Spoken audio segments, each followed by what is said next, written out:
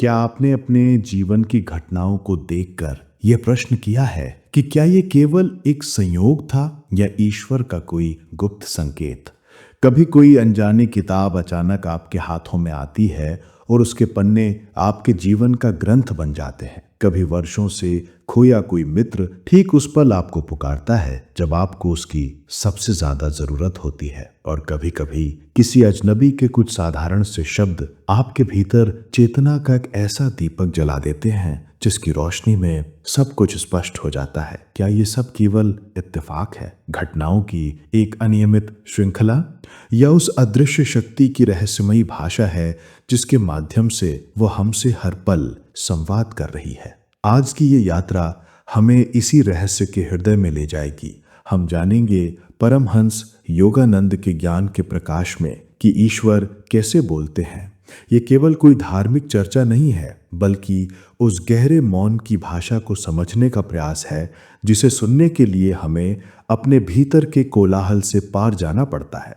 परमहंस योगानंद, जिन्होंने पश्चिम में क्रिया योग और ध्यान का शाश्वत प्रकाश फैलाया, अक्सर कहते थे कि God does not speak through thunder always, sometimes he whispers.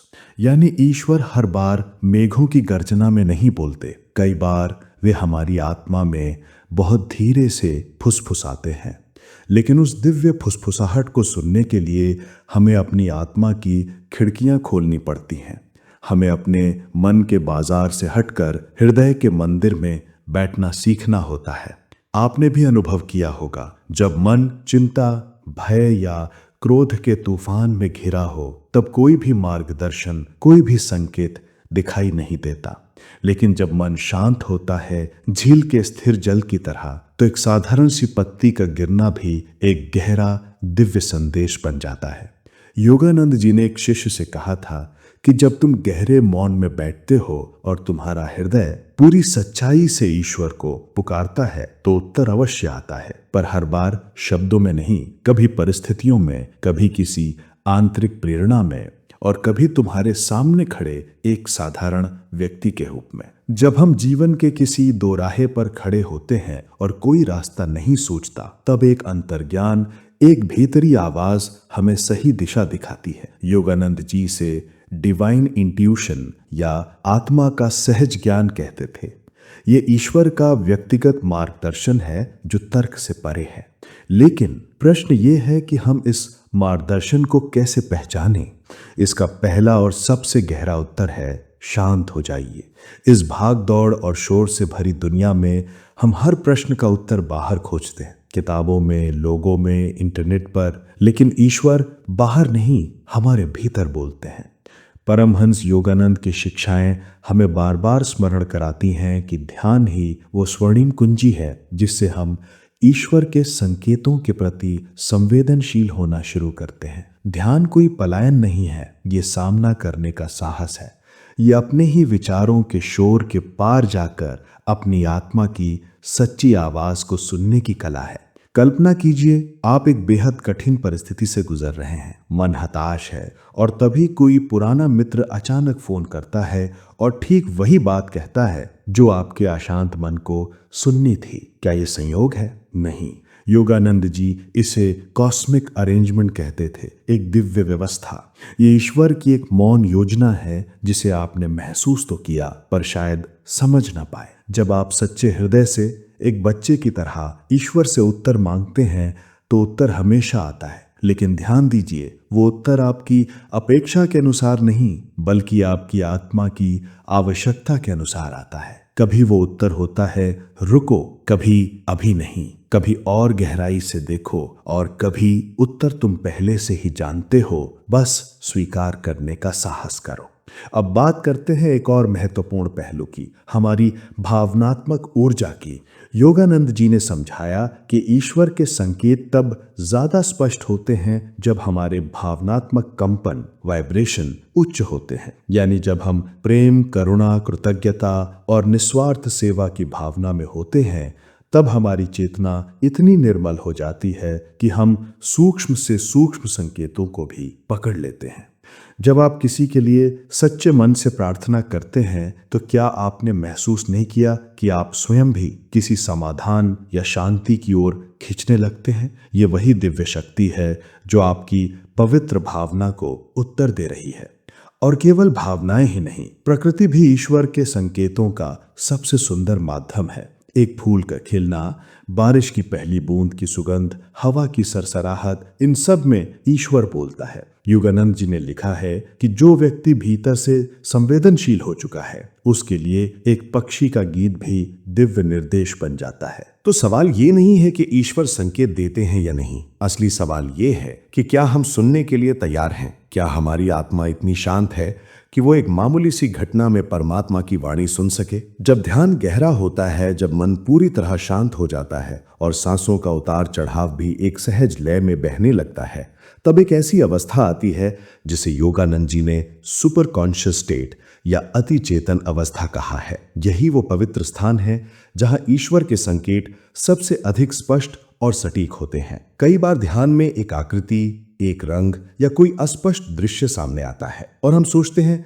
ये क्या था। योगानंद जी बताते हैं कि ये संकेत प्रतीकों के रूप में प्रकट होते हैं। जैसे किसी को ध्यान में जल का अविरल प्रवाह दिखे तो वो केवल पानी नहीं है, वो एक संकेत है कि जीवन में प्रवाह की आवश्यकता है या आपके भीतर की कोई भावनात्मक रुकावट धीरे धीरे दूर हो रही है। ईश्वर का संवाद हमेशा सीधा नहीं होता, वो प्रतीकों में बात करता है। जैसे एक पिता अपने छोटे बच्चे को इशारों में कोई गहरी बात समझाता है, इसी तरह हमारे स्वप्न, जिन्हें हम अक्सर अनदेखा कर देते हैं, कई बार ईश्वर के सबसे शक्तिशाली संकेत बन जाते हैं। योगानंद जी कहते थे कि जब हमारा जागृत मन सो जाता है तब आत्मा बिना किसी बाधा के उच्च लोकों से संवाद कर सकती है। हाँ, हर स्वप्न दिव्य नहीं होता, लेकिन कुछ स्वप्न इतने जीवंत, इतने भावनात्मक होते हैं कि वो जागने के बाद भी आपके भीतर गूंजते रहते हैं। वो यूं ही नहीं आते, वे किसी आंतरिक दिशा, किसी चेतावनी या किसी अनकहे प्रश्न के उत्तर के रूप में आते हैं। एक साधक को बार बार एक ही स्वप्न आता था। वो स्वयं को एक अंधेरी गुफा में पाता जहां प्रकाश की एक पतली किरण ऊपर से नीचे आ रही थी। जब उसने इस विषय में मार्गदर्शन मांगा तो उसे बताया गया कि ये तुम्हारी आत्मा तुम्हें भीतर की साधना की ओर बुला रही है। वो गुफा तुम्हारा अंतर्मन है और वो प्रकाश ईश्वर की उपस्थिति। जब हम बार बार एक ही स्वप्न देखते हैं तो वो कोई मानसिक उलझन नहीं बल्कि आत्मा की पुकार होती है। और फिर होता है सिंक्रोनिसिटी का अनुभव, जब जीवन में अचानक एक किताब हाथ लगती है जो आपकी आत्मा को झकझोर देती है। वो किताब, वो अध्याय ठीक उसी समय आपके हाथ में आना, ये इत्तेफाक नहीं, ये ब्रह्मांड की लय है जो आपके भीतर की पुकार का उत्तर दे रही है। ईश्वर का संकेत हमेशा शब्दों में नहीं होता, वो एक अनुभूति में छिपा होता है। एक आंसू की गर्मी में, एक दिल की धड़कन की गहराई में, या किसी पुराने गीत की उस पंक्ति में जो अचानक कहीं बज उठती है और आपको आपके प्रश्न का उत्तर दे जाती है। यही कारण है कि योगानंद जी ध्यान के साथ साथ हर पल सजग रहने की बात करते हैं, क्योंकि जितना आप भीतर से खुले और ग्रहणशील होंगे उतना ही ये ब्रह्मांड बाहर से आपके लिए बोलेगा। जीवन के सबसे कठिन मोड़ों पर जब आप सोचते हैं कि आप बिल्कुल अकेले हैं, तभी एक व्यक्ति सामने आता है, एक शब्द कहता है और आप भीतर से रूपांतरित हो जाते हैं। वो व्यक्ति सिर्फ एक इंसान नहीं, वो एक डिवाइन मैसेंजर है, एक दिव्य संदेश वाहक जो उस क्षण आपके जीवन में ईश्वर की भूमिका निभा रहा है। और तब हमें समझ आता है कि संकेत कभी आसमान से नहीं गिरते, वे हमारे चारों ओर बिखरे होते हैं,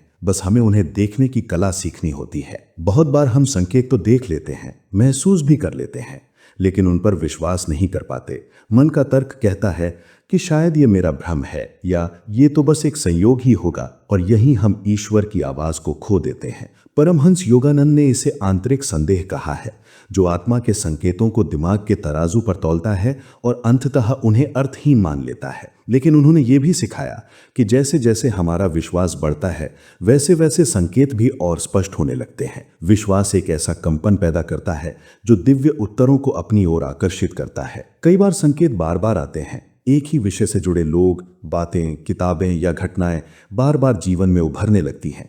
ये डिवाइन रिपीटिशन है, जब ईश्वर चाहता है कि हम किसी विशेष दिशा में ध्यान दें। लेकिन अगर हम व्यस्त हैं, घबराए हुए हैं या लगातार तर्क में उलझे हुए हैं तो हम इन दोहरावों को अनदेखा कर देते हैं। योगानंद जी कहते हैं कि जब एक ही मैसेज बार बार जीवन में उभरे तो उसे नजरअंदाज मत करो, वो संकेत नहीं, निर्देश है। लेकिन इन निर्देशों पर चलने का साहस हर किसी में नहीं होता, क्योंकि ईश्वर का संकेत अक्सर हमें उस दिशा में ले जाता है जो हमें असुविधाजनक लगती है। वो हमें उस रिश्ते को छोड़ने को कह सकता है जिसमें हम सुरक्षित महसूस करते हैं, या उस काम से हटने को कह सकता है जिसे हमने वर्षों से पकड़ा हुआ है। परंतु ध्यान रहे, ईश्वर हमें असुविधा नहीं करना चाहता, वो हमें विशाल बनाना चाहता है। और इसलिए उसके संकेत कभी कभी हमारी सीमाओं को तोड़ने आते हैं ताकि हम अपने वास्तविक असीम स्वरूप तक पहुंच सकें। जब साधक संकेतों को पहचानना सीख जाता है, उन पर चलना शुरू कर देता है और अपने भीतर मौन की ध्वनि को सुनने लगता है, तो एक समय ऐसा आता है जब संकेत धीरे धीरे गायब होने लगते हैं। नहीं, इसका मतलब ये नहीं कि ईश्वर ने संवाद बंद कर दिया है, बल्कि अब वो बाहर से नहीं, सीधे भीतर से बोलने लगा है। परमहंस योगानंद ने इसे गॉड कम्युनियन या ईश्वर संवाद की अवस्था कहा है। एक ऐसी स्थिति जहां ईश्वर और आत्मा के बीच कोई पर्दा नहीं रह जाता, जहां हर निर्णय से पहले प्रश्न नहीं उठता, क्योंकि उत्तर पहले से ही भीतर उपस्थित होता है। ये कोई चमत्कारिक अवस्था नहीं है, बल्कि पूर्ण समर्पण का फल है। जब व्यक्ति अपनी छोटी मैं की इच्छा को ईश्वर की विराट इच्छा में विलीन कर देता है, तब जीवन ही एक चलता मूर्ता संकेत बन जाता है। वहां किसी स्वप्न की आवश्यकता नहीं, किसी दोहराए गए चिन्ह की प्रतीक्षा नहीं। वहां केवल एक गहरा एहसास होता है कि मैं अकेला नहीं हूं। हर कार्य, हर विचार, हर भाव उस दिव्य चेतना की छत्र छाया में हो रहा है। परमहंस योगानंद ने एक बार कहा था, When you are in tune with God, He doesn't need to send you signs.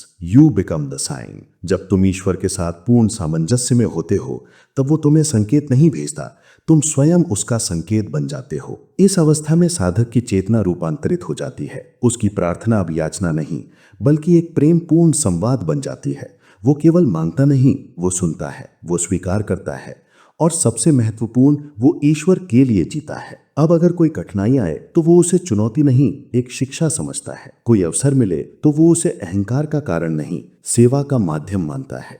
उसका हृदय ही ईश्वर का मंदिर बन जाता है और उसका जीवन उसकी एक मौन प्रार्थना। ये यात्रा एक दिन की नहीं, ये एक जीवन भर की आंतरिक यात्रा है। लेकिन सबसे महत्वपूर्ण ये है कि ये यात्रा असंभव नहीं है, और इसका पहला कदम वही है जिसे हमने आज समझा। ईश्वर के संकेतों को देखना, पहचानना और उन पर विश्वास करने का साहस करना। अब जब आप ये सब सुन रहे हैं, एक प्रश्न स्वयं से भी कीजिए। क्या आपने कभी महसूस किया है कि कोई शक्ति आपको बुला रही है? क्या किसी परिस्थिति, किसी भाव, किसी मौन क्षण में आपको लगा कि कोई है जो आपको देख रहा है, समझ रहा है और जवाब भी दे रहा है? अगर हाँ, तो वो केवल सहयोग नहीं था, वो ईश्वर था। वो एक संकेत था कि आप अकेले नहीं हैं। परमहंस योगानंद का एक अनमोल वचन याद रखें, मौन में ईश्वर तुम्हारी प्रतीक्षा कर रहा है। सुनो और तुम उसकी आवाज सुनोगे।